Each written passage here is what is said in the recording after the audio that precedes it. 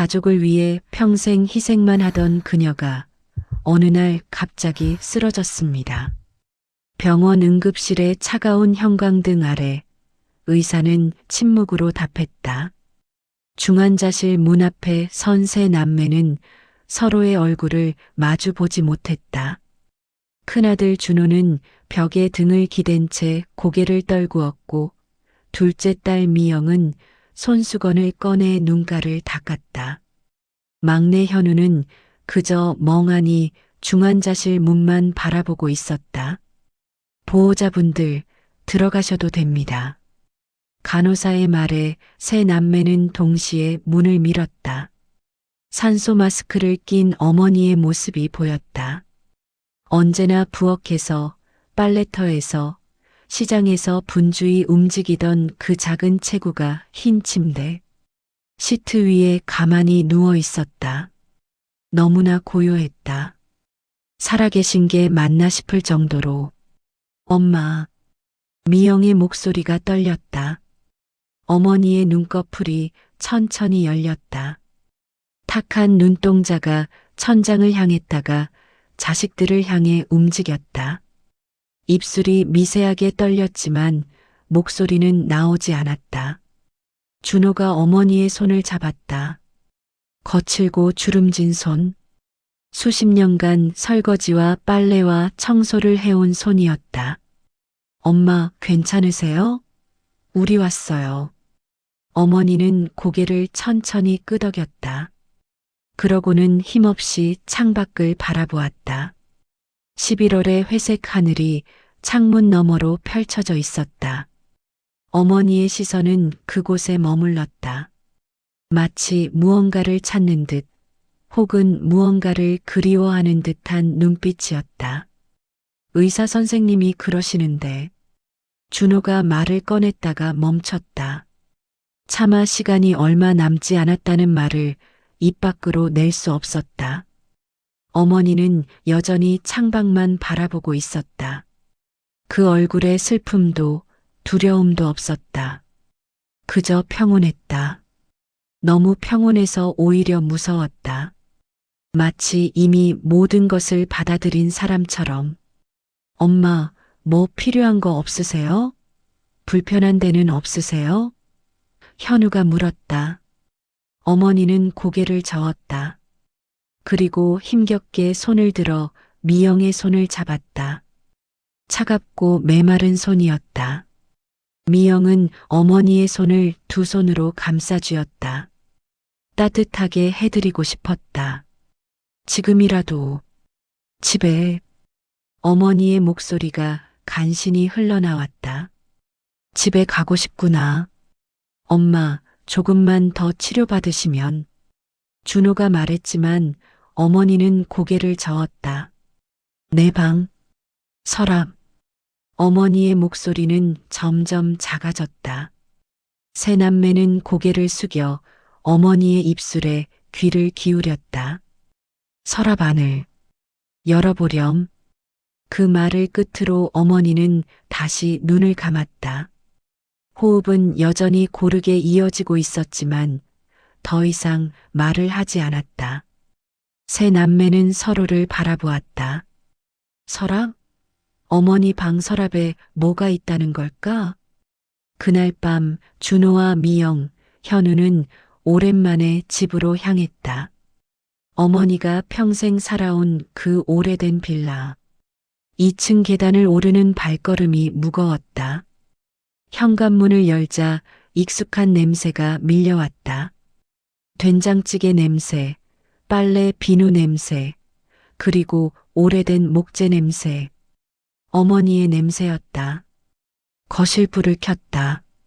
모든 게 그대로였다.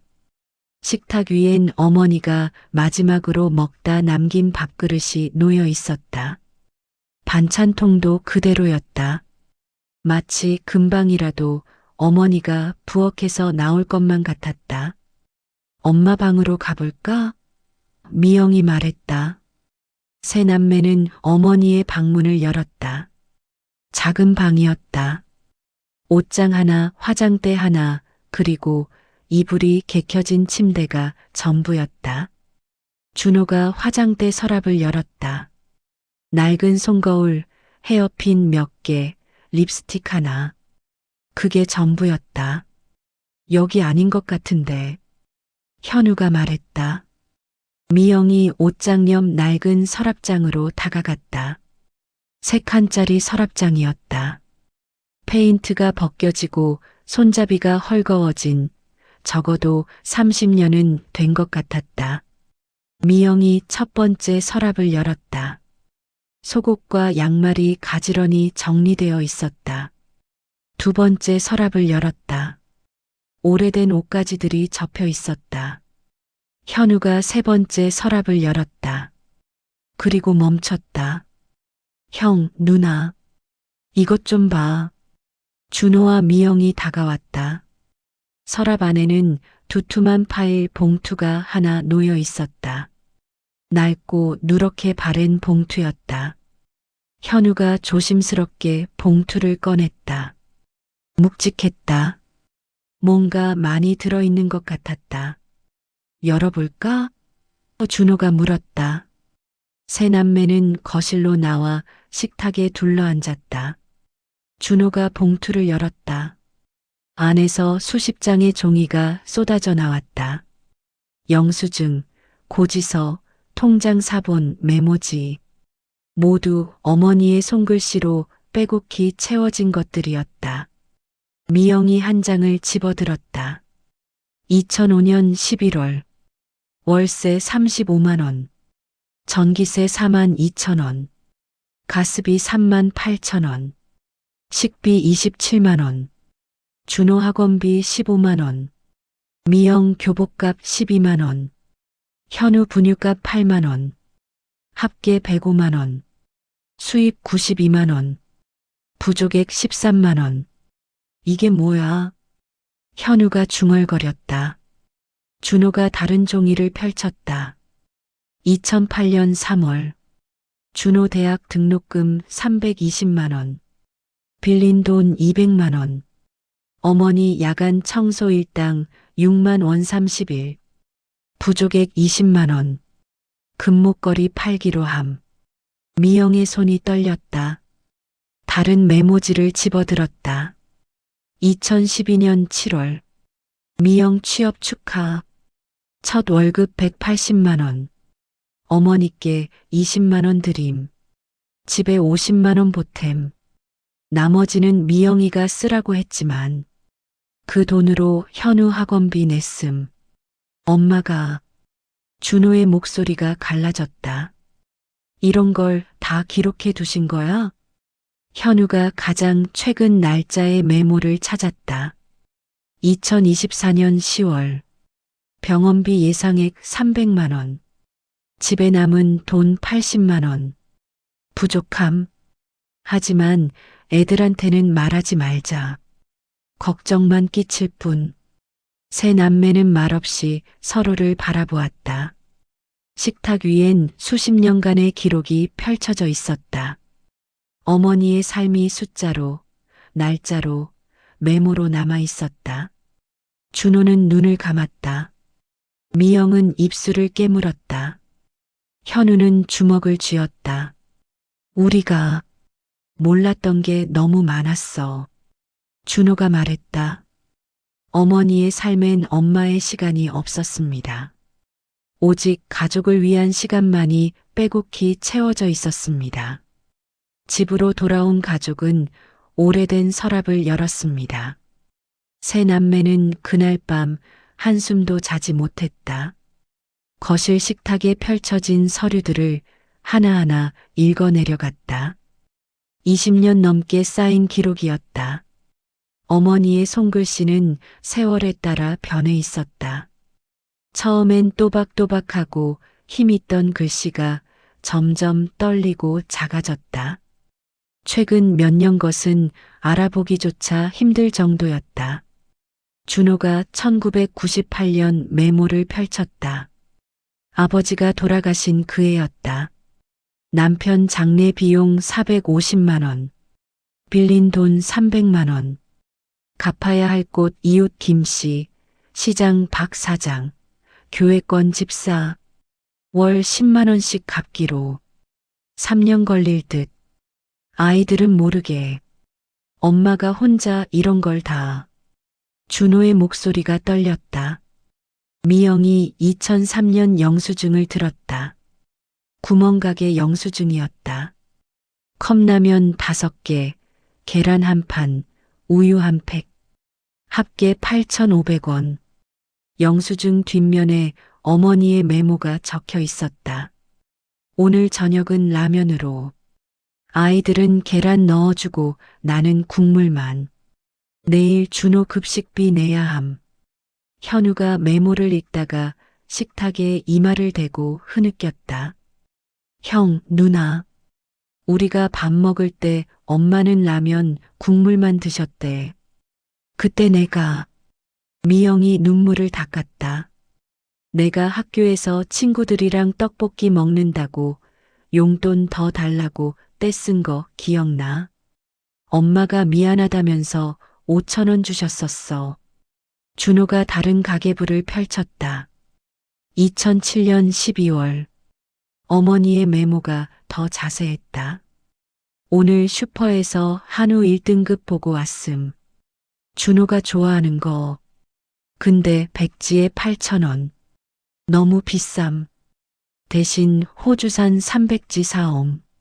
10,000원. 준호한테는 한우라고 말해줘야지. 좋아할 거야. 아. 준호가 두 손으로 얼굴을 감쌌다. 엄마가 그때 한우 사왔다고 하셔서 내가 얼마나 좋아했는데. 거짓말이었어. 나를 위한 거짓말. 식탁 위 서류들은 끝이 없었다. 2009년 미영의 대학 입학금을 마련하기 위해 어머니가 새벽 5시부터 밤 11시까지 일했다는 기록.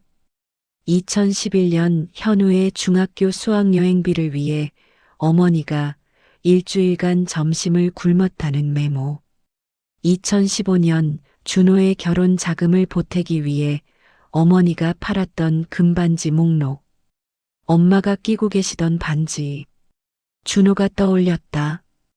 결혼 20주년 때 아빠가 사주신 거였잖아. 내가 결혼한다니까 축의금 봉투에 100만 원 넣어주셨는데. 미영이 2018년 병원 진료 기록을 발견했다. 종합병원 정형외과. 진단명 퇴행성 관절염, 척추 협착증. 권장사항 수술 필요. 수술 비용 350만 원. 메모 수술은 나중에. 지금은 현우 대학 등록금이 우선. 엄마가 아프셨어. 미영의 목소리가 떨렸다. 6년 전부터 무릎이랑 허리가 아프셔서 수술해야 했는데 현우 때문에 참으신 거야. 현우는 대답하지 못했다. 그저 고개를 떨구고 눈물만 흘렸다. 준호가 2020년 코로나 시기 메모를 읽었다. 식당 일 끊김. 수입 제로. 저축한 돈으로 버텨야 함. 준호네 식당도 어렵다던데 절대 말하면 안 됨. 미영이도 회사에서 힘들다는데 걱정 끼치면 안 됨. 현우는 취업 준비 중. 방해하면 안 됨. 나는 괜찮음. 나는 적게 먹어도 됨. 식탁 위에는 그 시기 마트 전단지들도 끼워져 있었다. 빨간 펜으로 표시된 할인 상품들. 유통기한 임박 제품 50% 할인. 저녁 7시 이후 반값 행사. 어머니는 그런 것들을 일일이 체크해서 장을 보셨던 것이다. 엄마가 그때. 미영이 떠올렸다. 전화할 때마다 잘 먹고 있다고, 집에 반찬 많다고 하셨잖아. 다 거짓말이었네. 우릴 안심시키려고. 현우가 2022년 메모를 발견했다. 어머니의 건강검진 결과지였다. 혈압 16만 100, 혈당 150, 콜레스테롤 수치 이상, 의사소견 약물 치료 필요, 정기검진 권장. 메모 약값 한 달에 5만 원. 너무 비쌈. 일단 약 반만 먹기로. 아무도 모르게. 약도 제대로 안 드셨어. 준호가 주먹으로 식탁을 쳤다. 그래서 갑자기 쓰러지신 거야. 미영이 가장 두꺼운 파일을 열었다. 안에는 은행 대출 서류들이 가득했다. 2005년, 2008년, 2012년, 2015년.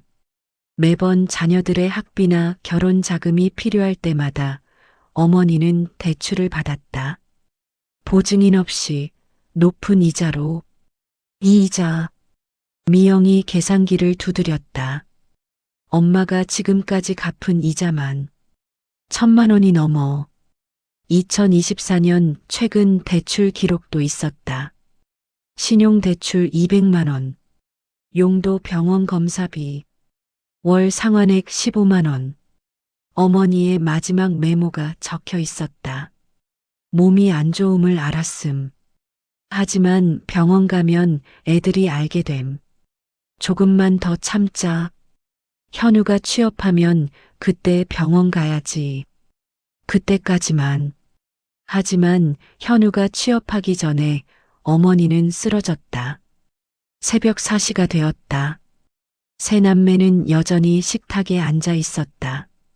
수십 년의 기록을 다 읽었지만 아무도 일어설 수 없었다. 준호는 담배를 피우러 베란다로 나갔다. 미영은 부엌으로 가서 물을 마셨다. 현우는 그대로 식탁에 앉아 천장을 바라보았다. 우리가. 준호가 베란다에서 중얼거렸다. 우리가 뭘 한 거지?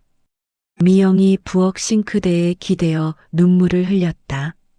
엄마는 평생 우리만 생각하셨는데 우리는. 현우는 대답 없이 어머니 방으로 걸어갔다. 서랍장 앞에 섰다. 세 번째 서랍은 여전히 열려 있었다. 서류를 꺼낸 자리가 텅 비어 있었다. 현우가 손을 넣어 서랍 바닥을 더듬었다. 그때 손끝에 뭔가 걸렸다. 형, 누나. 준호와 미영이 달려왔다. 현우가 손에 든 건 작은 봉투였다. 낡은 편지 봉투. 겉면에 어머니의 글씨로 이렇게 적혀 있었다. 아이들에게 마이너스 내가 없을 때 읽어줘. 세 남매는 숨을 멈췄다. 준호가 떨리는 손으로 봉투를 받았다. 봉투는 풀칠이 되어 있지 않았다. 살짝 열려 있었다. 마치 언젠가 꺼내 읽으라고 준비해 둔 것처럼. 준호가 봉투를 열었다. 안에는 편지 한 장과 오래된 사진 한 장이 들어 있었다. 사진부터 꺼냈다. 1985년쯤으로 보이는 흑백 사진이었다. 젊은 어머니가 한 남자와 나란히 서 있었다. 남자는 양복을 입고 있었고 어머니는 하얀 블라우스에 긴 치마를 입고 있었다. 둘 다 카메라를 보며 어색하게 웃고 있었다. 이 남자는 누구야? 미영이 물었다. 아빠 아닌데. 준호가 사진을 자세히 들여다봤다. 아빠는 이렇게 안 생기셨잖아. 현우가 편지를 펼쳤다. 어머니의 글씨였다. 하지만 서류에 적힌 것보다 훨씬 더 조심스럽고 떨리는 글씨였다. 편지의 첫 문장을 읽는 순간 현우의 얼굴이 굳었다. 내 사랑하는 아이들아. 이 이야기는 아무에게도 말할 수 없었단다. 세 남매는 서로를 바라보았다. 편지를 계속 읽어야 할까? 아니면 그냥 덮어야 할까? 하지만 이미 늦었다. 판도라의 상자는 열렸다. 그녀의 삶엔 엄마의 시간이 없었습니다. 하지만 그 시간 속에는 아무도 몰랐던 또 다른 이야기가 숨어 있었습니다. 가계부 밑에서 작은 봉투 하나가 떨어졌습니다. 준호가 편지를 펼쳤다. 거실 형광등 아래서 세 남매는 어깨를 맞대고 어머니의 글을 읽기 시작했다. 어머니의 손글씨는 떨리고 있었다. 마치 쓰는 내내 망설였던 것처럼. 내 사랑하는 아이들아. 이 편지를 읽고 있다면 엄마는 아마 너희 곁에 없을 거야. 미안하구나. 평생 너희에게 해주고 싶었던 말이 너무 많았는데 끝까지 용기를 내지 못했어. 사진 속 남자를 보고 놀랐지? 이 사람은 너희 아빠가 아니란다. 이름은 강민수. 엄마가 25살 때 만난 사람이야. 미영이 손으로 입을 막았다. 준호의 손이 떨렸다. 현우는 숨을 참고 다음 문장을 읽었다. 엄마와 민수 씨는 같은 공장에서 일했어. 그때는 너희 아빠를 만나기 전이었지. 민수 씨는 착하고 성실한 사람이었어. 우리는 3년 동안 만났고 결혼을 약속했단다. 하지만 어느 날 민수 씨 어머니가 쓰러지셨어. 큰 수술이 필요했는데 돈이 없었지. 당시 공장 월급으로는 감당할 수 없는 금액이었어. 민수 씨는 매일 밤 병원과 공장을 오가며 일했어. 너무 힘들어하는 그 모습을 보는 게 엄마도 괴로웠단다. 그때 너희 아빠를 만났어. 아빠는 작은 가게를 운영하고 있었고 경제적으로 안정적이었지. 무엇보다 엄마에게 잘해줬어. 엄마는 고민했어. 사랑하는 민수 씨와 힘들게 살 것인가? 아니면 안정적인 아빠와 현실적인 선택을 할 것인가? 엄마는 비겁하게도 후자를 택했어. 엄마가. 미영의 목소리가 떨렸다. 다른 사람을 사랑했었다고? 준호는 아무 말도 하지 못했다. 편지는 계속되었다. 민수 씨에게 이별을 고했을 때 그는 아무 말도 하지 않았어. 그냥 고개를 끄덕이고 돌아섰지. 그 뒷모습을 보면서 엄마는 울었어. 하지만 되돌릴 수는 없었어. 이미 너희 아빠와 결혼 날짜를 잡았거든. 결혼하고 너희를 낳고 엄마는 행복했어. 정말이야. 너희 아빠도 좋은 사람이었고 무엇보다 너희 셋이 있었으니까. 민수 씨 생각은 점점 희미해졌어. 그런데 1998년 너희 아빠가 갑자기 돌아가셨잖니. 그때 엄마는 정말 막막했어. 빚만 남았고 새 아이를 키워야 했고 일자리도 변변찮았어. 장례식도 제대로 치를 돈이 없었단다. 그때였어. 민수 씨가 나타난 게. 현우가 숨을 크게 들이마셨다. 다음 페이지를 넘겼다. 장례식장에서 민수 씨를 봤을 때 엄마는 너무 놀랐어. 15년 만이었거든. 민수 씨는 정장을 입고 있었어. 예전에 공장 노동자가 아니라 어엿한 사업가가 되어 있었지. 민수 씨는 조문객인 척 다가와서 조의금 봉투를 주고 갔어.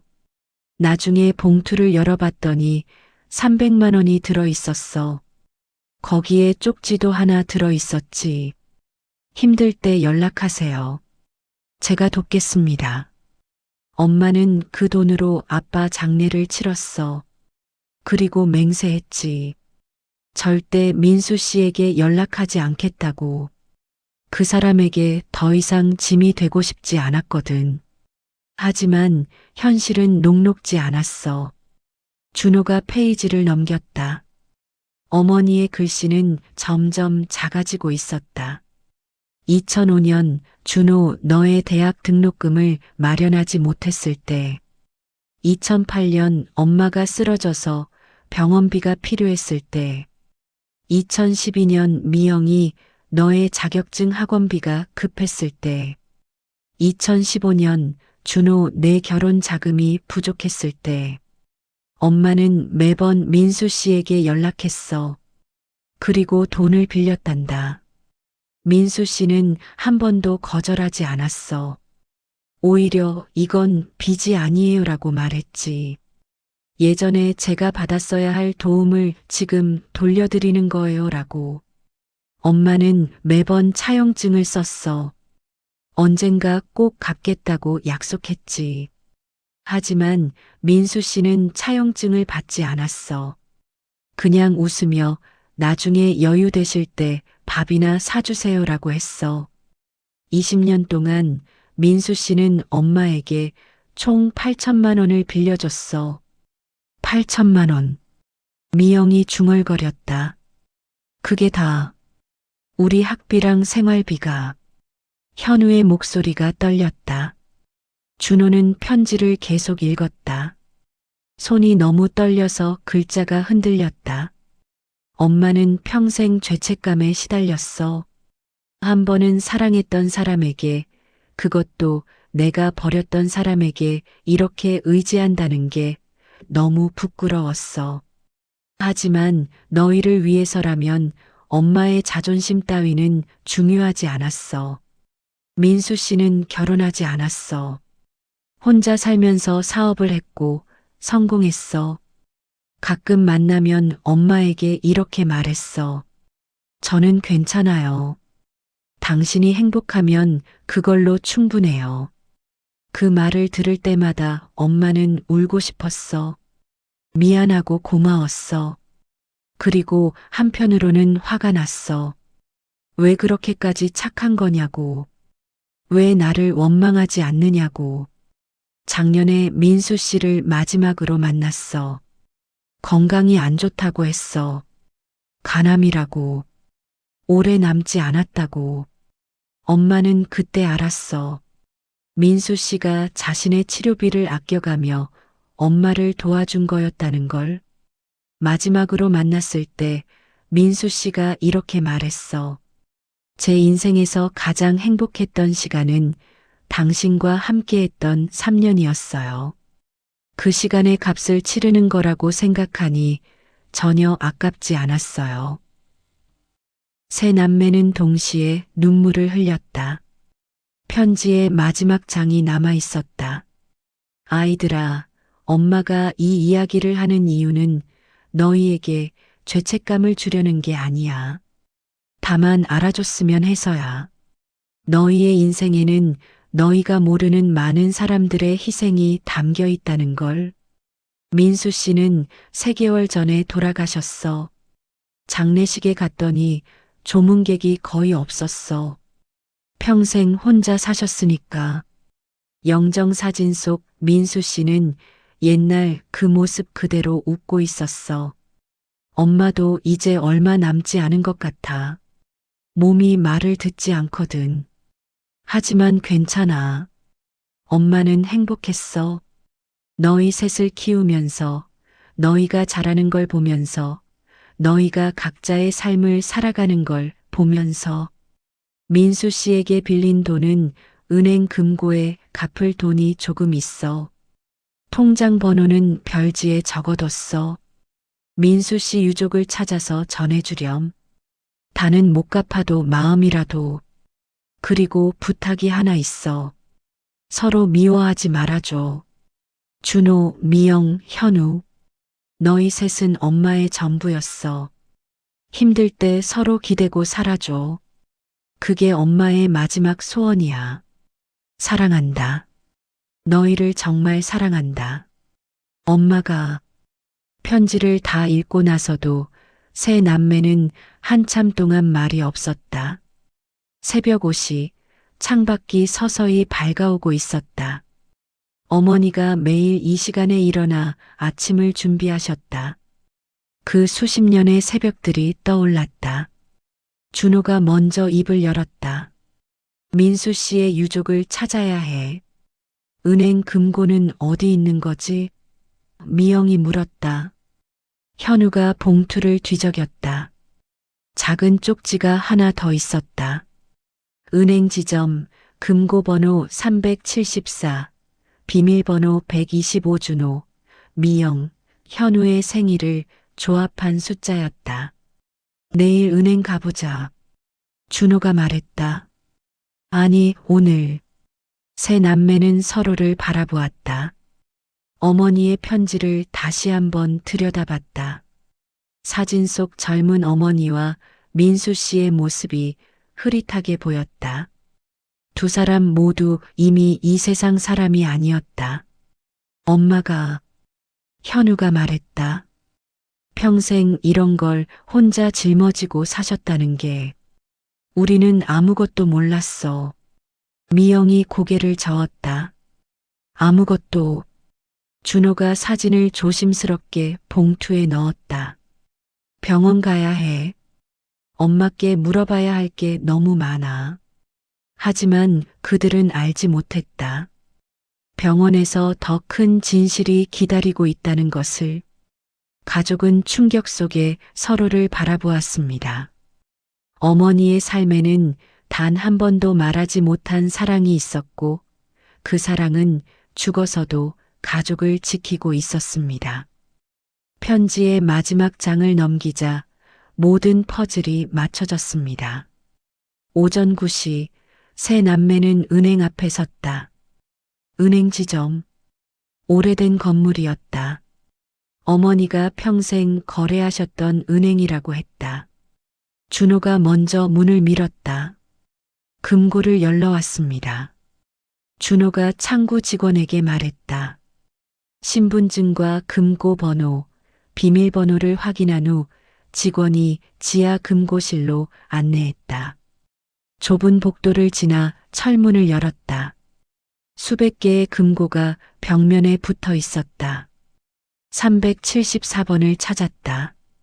직원이 마스터키를 꽂고 준호가 비밀번호를 입력했다. 찰칵. 금고 문이 열렸다. 안에는 작은 상자 하나가 들어 있었다. 확인하시고 나오세요. 직원이 나갔다. 준호가 상자를 꺼냈다. 무거웠다. 탁자에 올려놓고 뚜껑을 열었다. 안에는 봉투 3개와 노트 1권이 들어 있었다. 첫 번째 봉투를 열었다. 현금이었다. 5만 원권 다발. 미영이 세어봤다. 500만 원이야. 두 번째 봉투에는 통장 2개가 들어 있었다. 미영이 통장을 펼쳤다. 하나는 어머니 명의 잔액 1200만 원. 다른 하나는 적금 통장, 만기일 2024년 12월, 예상 금액 800만 원. 합치면 2500만 원 정도네. 현우가 계산했다. 근데 8천만 원을 빌렸다면서. 준호가 세 번째 봉투를 열었다. 안에는 서류 한 뭉치가 들어 있었다. 가장 위에 있는 건 차용증이었다.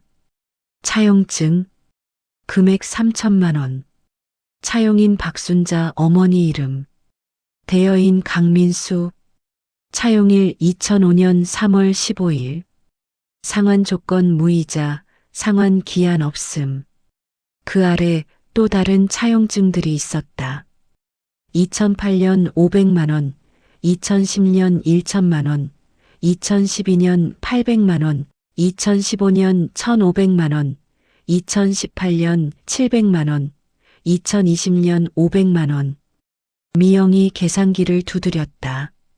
총 8천만 원 맞네. 근데 이 차용증들. 준호가 서류를 자세히 들여다봤다. 그리고 이상한 점을 발견했다. 모든 차용증 하단에 작은 글씨로 이렇게 적혀 있었다. 본 차용증은 채권자 강민수의 요청에 따라 무효화됨. 일자, 각 차용증마다 1-2년 후 날짜. 무효화? 현우가 물었다. 이게 무슨 뜻이야? 준호가 노트를 집어들었다. 검은색 가죽 노트였다. 표지에 강민수라고 적혀 있었다.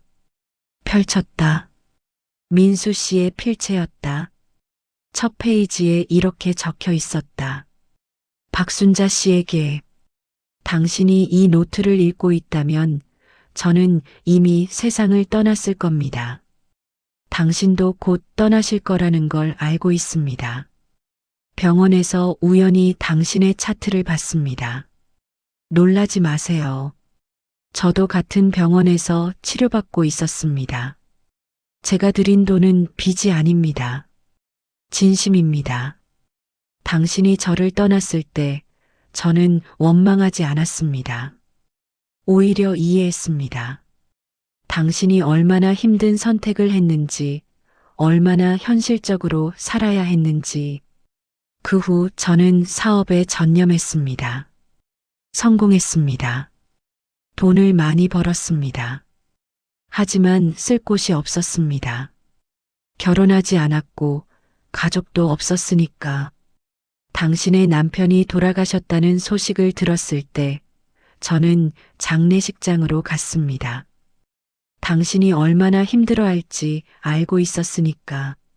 그 뒤로 20년간 저는 당신을 도왔습니다. 하지만 그건 도움이 아니었습니다. 그건 사랑이었습니다. 제가 한 번도 당신을 원망하지 않은 이유를 아십니까? 당신이 행복했으니까요. 당신이 세 자녀를 키우며 웃는 모습을 볼 때마다 저는 제 선택이 옳았다고 생각했습니다. 만약 당신이 저와 결혼했다면 어땠을까요? 가난했을 겁니다. 힘들었을 겁니다. 당신이 그 고생을 하는 걸 저는 차마 볼 수 없었을 겁니다. 그러니 당신의 선택은 옳았습니다. 그리고 제가 당신을 도운 것도 옳았습니다. 미영이 흐느끼기 시작했다. 준호가 다음 페이지를 넘겼다. 차용증은 형식일 뿐입니다. 당신이 빚을 갚겠다고 고집해서 어쩔 수 없이 받았습니다. 하지만 매번 몇 년 후에 무효화했습니다. 왜냐하면 이건 빚이 아니니까요. 제 재산은 이미 정리했습니다. 상속자가 없어서 대부분 기부하기로 했습니다. 하지만 일부는 당신의 자녀들을 위해 남겨뒀습니다. 제 변호사 연락처 10-XXXX-XXXX에게 연락하면 알 수 있을 겁니다. 자녀 한 명당 1천만 원씩 총 3천만 원을 신탁 형태로 맡겨뒀습니다. 조건은 하나입니다. 어머니를 원망하지 말 것. 저는 제 인생에 후회가 없습니다. 당신을 사랑했던 3년 그리고 당신을 지켜본 20년. 그것으로 충분합니다. 당신의 자녀들에게 전해주세요. 어머니는 평생 당신들만 생각하며 사셨습니다. 그 사랑은 제가 본 것 중 가장 위대했습니다. 그리고 당신에게 마지막으로 말하고 싶습니다. 사랑했습니다. 여전히 사랑합니다. 영원히 사랑할 겁니다. 강민수. 노트를 다 읽고 난 뒤 세 남매는 한참 동안 아무 말도 하지 못했다. 현우가 먼저 울음을 터뜨렸다. 미영이 그를 끌어안았다. 준호는 두 손으로 얼굴을 감쌌다. 금고실의 형광등이 희미하게 깜빡였다. 바깥에서는 일상적인 은행 업무 소리가 들렸다. 하지만 이 좁은 방 안에서는 시간이 멈춘 것 같았다.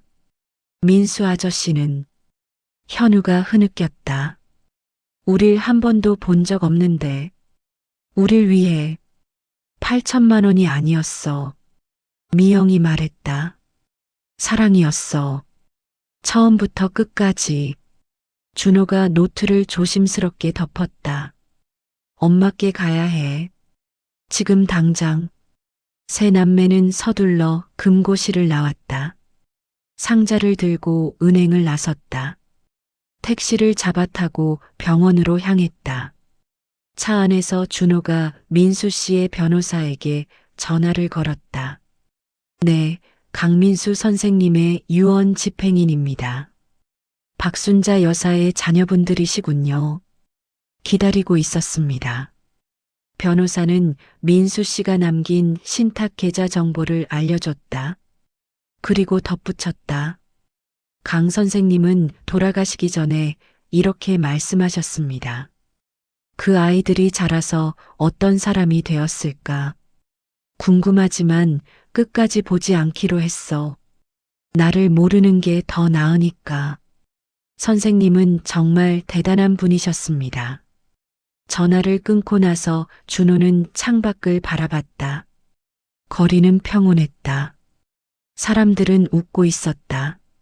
누군가는 커피를 마시고 누군가는 손을 잡고 걷고 있었다. 하지만 준호의 세상은 완전히 뒤바뀌어 있었다. 병원에 도착했다. 중환자실로 달려갔다. 간호사가 막아섰다. 보호자분들, 환자분이 조금 전에 깨어나셨어요. 하지만 상태가 많이 안 좋으세요. 시간이 얼마 없으실 수 있습니다. 세 남매는 동시에 문을 열었다. 어머니는 여전히 침대에 누워 계셨다. 하지만 눈은 떠 있었다. 창밖을 바라보고 계셨다. 자식들이 들어오는 소리를 듣고 고개를 돌리셨다. 왔구나. 어머니의 목소리는 바람처럼 약했다. 준호가 어머니 곁에 무릎을 꿇었다. 미영과 현우도 침대 양옆에 섰다. 준호가 떨리는 목소리로 말했다. 엄마, 우리 다 알았어요. 편지 읽었어요. 민수 아저씨 이야기도 알았어요. 어머니의 눈에 놀람이 스쳤다. 그리고 곧 눈물이 고였다. 미안하다. 어머니가 말했다. 너희한테 집만 지운 것 같아서. 아니에요. 미영이 어머니의 손을 잡았다. 엄마는 우리에게 가장 큰 선물을 주셨어요. 사랑이요. 민수 아저씨도 엄마도 모두 우릴 사랑하셨잖아요. 현우가 어머니의 다른 손을 잡았다. 엄마, 우리 이제 알았어요. 엄마가 얼마나 힘드셨는지, 그리고 얼마나 우릴 사랑하셨는지. 어머니는 미소를 지었다. 너무나 평화로운 미소였다. 마치 오랜 짐을 내려놓은 것처럼. 다행이다. 어머니가 중얼거렸다. 너희가 서로 미워하지 않아서 다행이다. 엄마, 준호가 말했다. 민수 아저씨가 우리한테 돈을 남기셨어요. 그리고 말씀하셨어요. 엄마를 원망하지 말라고. 하지만 우리는 애초에 엄마를 원망한 적이 없어요. 오히려 감사해요. 엄마가 평생 우릴 지켜주셔서. 어머니의 눈에서 눈물이 흘러내렸다. 하지만 그 눈물은 슬픔이 아니었다. 안도였다. 해방이었다. 평생 짊어지고 온 죄책감이 마침내 녹아내리는 순간이었다. 고맙다. 어머니가 숨을 가쁘게 내쉬었다. 너희 셋이 엄마의 전부였어. 정말 사랑한다. 그 말을 끝으로 어머니는 눈을 감았다. 심전도 기계의 삐소리가 길게 울렸다. 간호사들이 달려왔다. 의사가 들어왔다. 하지만 모두 알고 있었다. 어머니는 떠나셨다. 준호는 어머니의 손을 놓지 않았다. 미영은 어머니의 이마에 입을 맞췄다. 현우는 어머니의 발을 꼭 쥐었다. 세 남매는 마지막까지 어머니 곁을 지켰다. 창밖으로 햇살이 들어왔다. 11월의 차가운 햇살이었지만 그날따라 따뜻하게 느껴졌다. 마치 누군가의 축복처럼. 희생 뒤엔 누구도 알지 못한 슬픔과 고독이 숨어 있었습니다. 하지만 그 슬픔은 결국 사랑으로 승화되었고 그 사랑은 죽음 너머까지 이어졌습니다. 장례식장에서 가족은 어머니의 사진을 바라보았습니다. 장례식장은 조용했다. 11월 마지막 주 하늘은 맑았지만 바람은 차갑게 불어왔다. 장례식장 사무실. 어머니의 영정 사진이 제단 위에 놓여 있었다. 사진 속 어머니는 환하게 웃고 계셨다. 5년 전 미영의 결혼식 때 찍은 사진이었다. 준호는 상주복을 입고 영정사진 옆에 앉아 있었다. 미영과 현우도 양옆에 자리했다. 조문객이 하나둘 들어오기 시작했다. 고인의 명복을 빕니다. 동네 이웃들, 어머니가 일하셨던 식당 사장님, 교회권 집사님, 시장 상인들. 생각보다 많은 사람들이 찾아왔다. 모두 어머니를 기억하고 있었다. 어머님 정말 좋은 분이셨어요. 식당 사장님이 말했다. 새벽 5시에 출근하셔서 밤 10시에 퇴근하셨는데 한 번도 불평하신 적 없으셨어요. 시장에서 제일 먼저 오시고 제일 늦게 가셨지. 과일 가게 주인이 말했다. 한 번은 유통기한 임박 제품만 골라 사시길래 괜찮으시냐고 물어봤더니 나는 괜찮다고 하시더라고. 그때 알았어요. 자식들한테 좋은 거 주려고 당신은 참으시는구나. 권 집사님이 헌화를 하고 준호에게 말했다. 어머님이 15년 전에 빌려가신 돈 매달 꼬박꼬박 갚으셨어요. 10만 원씩 3년 동안. 마지막 돈 갚으시던 날 어머님이 그러셨어요. 이제야 마음이 놓인다고. 정말 책임감 강한 분이셨어요. 조문객들의 이야기를 들으면서 세 남매는 또다시 눈물을 흘렸다. 자신들이 몰랐던 어머니의 모습들이 조각조각 맞춰지고 있었다. 점심 무렵 낯선 중년 남자가 들어왔다. 정장을 갖춰 입고 헌화를 했다. 그리고 준호에게 명함을 건넸다. 강민수 선생님의 변호사입니다. 전화로 통화했었죠.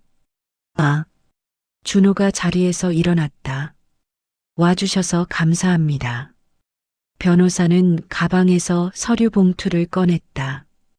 강 선생님이 남기신 것들입니다. 장례식 때 전달하라고 하셨어요. 봉투를 열자 안에는 편지 한 통과 사진 몇 장이 들어 있었다. 사진을 보고 세 남매는 놀랐다. 어린 시절 자신들의 사진이었다. 준호가 초등학교 입학하는 날, 미영이 피아노 발표회에서 연주하던 날, 현우가 태권도 대회에서 상 받던 날. 이 사진들을 미영이 떨리는 목소리로 물었다. 민수 아저씨가 어떻게 해? 변호사가 설명했다. 강 선생님은 멀리서 지켜보고 계셨습니다. 직접 나타나지는 않으셨지만 어머님을 통해 소식을 들으시고 가끔은 행사장 구석에서 사진을 찍으셨다고 합니다. 아무도 모르게. 현우가 사진 뒷면을 봤다. 민수 씨의 글씨로 메모가 적혀 있었다. 준호 7살. 입학 첫날. 씩씩하구나. 미영이 10살. 피아노를 정말 잘 치네. 순자 씨가 자랑하시던 게 이해된다. 현우 5살. 태권도 금메달. 순자 씨가 얼마나 기뻐하셨을까. 준호는 사진을 꼭 쥐었다. 아저씨는 우릴 한 번도 만나지 않으셨는데 계속 지켜보고 계셨던 거네요. 변호사가 편지를 건넸다. 이건 장례식 때 읽어달라고 하신 유언입니다. 준호가 편지를 펼쳤다. 민수 씨의 마지막 글이었다. 준호, 미영, 현우에게. 나는 너희의 삶에 나타난 적이 없는 사람이다. 너희는 나를 모르고 나는 너희를 멀리서만 봤다. 하지만 이상하게도 너희가 자라는 모습을 보는 게 내 인생의 가장 큰 기쁨이었다. 너희 어머니는 위대한 분이었다. 평생을 너희만을 위해 사셨다. 나는 그 모습을 보며 많은 것을 배웠다. 진짜 사랑이 무엇인지, 진짜 희생이 무엇인지. 내가 너희 어머니를 도운 이유는 단순하다. 사랑했으니까. 그 사랑은 소유하려는 사랑이 아니었다. 지켜보는 사랑이었다. 먼 발치에서 당신이 웃는 모습을 보는 것만으로도 충분했다. 너희에게 남긴 돈은 조건이 하나 있다. 어머니를 원망하지 말라는 것. 하지만 너희는 어차피 원망하지 않을 것이다. 너희는 어머니의 자녀니까. 어머니처럼 사랑할 줄 아는 사람들이니까. 부탁이 하나 있다. 서로를 지켜줘라. 힘들 때 서로 기대고, 슬플 때 서로 위로하고, 기쁠 때 서로 축하해라. 그게 어머니가 가장 원하시던 일이다. 그리고 가끔은 나를 기억해줘. 이름 모를 아저씨 하나가 너희를 사랑했다고. 멀리서 응원했다고. 너희의 인생에 행운이 가득하기를. 강민수. 편지를 다 읽고 나자 장례식장 안이 숙연해졌다. 조문객들도 모두 눈물을 흘리고 있었다. 준호가 편지를 조심스럽게 접어 가슴에 품었다. 형? 현우가 말했다. 우리 민수 아저씨 묘소 찾아가자. 인사드리러. 그래야지. 미영이 고개를 끄덕였다. 고맙다고 사랑한다고 전해야지. 이틀 후 발인 날. 어머니의 관이 영구차에 실렸다. 세 남매는 상여를 따라 걸었다. 하늘은 여전히 맑았다. 햇살이 따뜻했다. 어머니는 아버지 묘 옆에 안장되었다. 준호가 흙을 한 줌 뿌렸다. 미영이 꽃을 놓았다. 현우가 절을 올렸다. 엄마, 편히 쉬세요. 준호가 말했다. 이제 더 이상 고생하지 마세요. 엄마 사랑해요. 미영이 눈물을 닦았다. 평생 감사할게요. 엄마, 우리 잘 살게요. 현우가 약속했다. 형이랑 누나랑 서로 아끼면서 살게요. 묘지를 나서며 준호가 말했다. 이제 민수 아저씨 묘소 가자. 변호사가 알려준 주소를 찾아갔다. 추모공원. 민수 씨의 묘는 한적한 곳에 있었다. 주변에 다른 묘가 없었다. 민수 씨는 생전에도 혼자였고 죽어서도 혼자였다. 묘비에는 이렇게 적혀 있었다. 강민수 1962-2024 사랑했고 사랑받았으며 사랑을 남겼다. 세 남매는 묘 앞에 꽃을 놓고 절을 올렸다. 준호가 입을 열었다. 아저씨, 저희가 너무 늦게 왔습니다. 아저씨가 누구신지도 몰랐고 얼마나 큰 사랑을 주셨는지도 몰랐습니다. 정말 죄송합니다. 미영이 이어 말했다. 아저씨 덕분에 저희가 학교 다니고 직장 다니고 결혼하고 이렇게 살 수 있었습니다. 평생 감사하며 살겠습니다. 현우가 마지막으로 말했다. 아저씨, 엄마가 아저씨 곁으로 가셨어요. 이제 거기서 만나셨을까요? 둘이 하고 싶었던 이야기 많이 나누세요. 저희는 괜찮아요. 아저씨랑 엄마가 남겨주신 사랑으로 잘 살게요. 바람이 불었다. 나뭇잎이 살랑거렸다. 마치 누군가의 대답처럼. 한 달 후, 준호의 집 거실에 세 남매가 모였다. 식탁 위에는 어머니의 유품들이 놓여 있었다. 가계부, 편지, 사진들, 그리고 민수 씨가 남긴 돈. 이 돈으로 뭘 할까? 준호가 물었다. 미영이 말했다. 엄마와 민수 아저씨를 기리는 일에 쓰면 어떨까? 장학금 같은 거. 좋은 생각이야. 현우가 고개를 끄덕였다. 어려운 가정의 아이들을 돕는 장학재단. 박순자 강민수 장학재단. 준호가 웃었다. 엄마와 아저씨가 좋아하실 것 같아. 세 남매는 그날부터 준비를 시작했다. 민수 씨가 남긴 3천만 원과 자신들이 모은 돈을 합쳐 5천만 원을 만들었다. 작은 규모지만 의미 있는 장학재단이었다. 첫 장학생은 3명이었다. 한부모 가정의 고등학생 2명, 조선 가정의 대학생 1명. 장학금 전달식 날 세 남매는 학생들에게 말했다. 이 돈은 빚이 아닙니다. 사랑입니다. 받으신 만큼 나중에 다른 사람에게 나눠주세요. 그게 우리 어머니와 한 분이 원하셨던 일입니다. 장학생들의 눈에 눈물이 고였다. 그들도 언젠가 이 사랑을 기억하고 다시 나눌 것이다. 그날 저녁 세 남매는 어머니 묘소를 찾았다. 민수 씨 묘소에도 들렀다.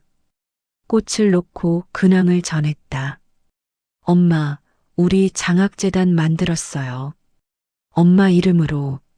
민수 아저씨 이름도 함께 넣었어요. 둘이서 같이 아이들 도와주세요. 바람이 불었다. 따뜻한 바람이었다. 겨울이 오고 있었지만 그날따라 봄바람처럼 느껴졌다. 준호가 하늘을 올려다보며 말했다. 엄마, 우리 이제 알았어요. 사랑이 뭔지, 희생이 뭔지, 가족이 뭔지. 미영이 덧붙였다. 엄마가 보여주신 사랑, 민수 아저씨가 보여주신 사랑, 평생 간직할게요. 현우가 마지막으로 말했다. 그리고 우리도 그렇게 살게요. 서로 아끼고 다른 사람도 아끼면서. 해가 지고 있었다. 노을이 하늘을 붉게 물들였다. 묘지 위로 황혼이 내렸다. 어머니와 민수 씨는 그곳에서 평화롭게 쉬고 계셨다. 세 남매는 손을 잡고 묘지를 나섰다. 이제 그들의 삶이 시작되는 것이다. 사랑받은 자들의 삶, 사랑을 나눌 자들의 삶.